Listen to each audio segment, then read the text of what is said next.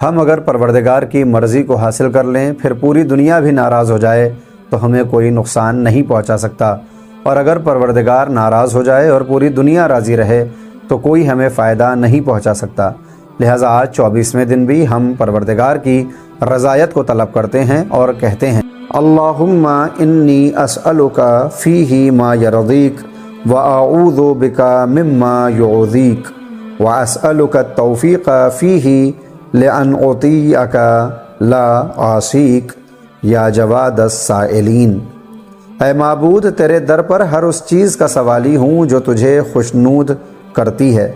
اور ہر اس چیز سے تیری پناہ کا طلبگار ہوں جو تجھے ناراض کرتی ہے، اور تجھ سے توفیق کا طلبگار ہوں کہ میں